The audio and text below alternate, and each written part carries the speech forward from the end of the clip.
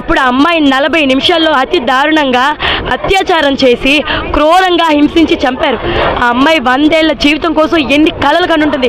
వాళ్ళ తల్లిదండ్రులకి ఈరోజు క్షోభ మాత్రమే మిగిలింది.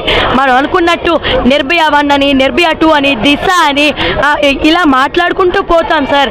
కానీ ఎండింగ్ కార్డ్ ఎప్పుడు పడుతుంది, కొత్త చట్టం ఎప్పుడు వస్తుంది, ఎవరైతే అత్యాచారం చేశారో వాళ్ళని నడి రోడ్డు మీద ఉరి తీయాలండి. నేను ఒక ఆడపిల్లనండి, నేను ఒక కామన్ పీపుల్ని, నాకు ఒక కూతురుంది, నాకు 2 చెల్లెళ్ళు ఉన్నారు, నాకు అమ్మగారు ఉన్నారు.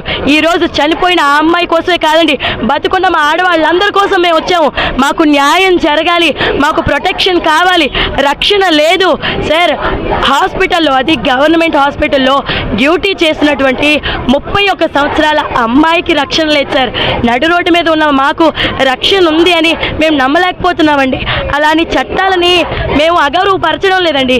న్యాయం కావాలి. ఎటువంటి న్యాయం అంటే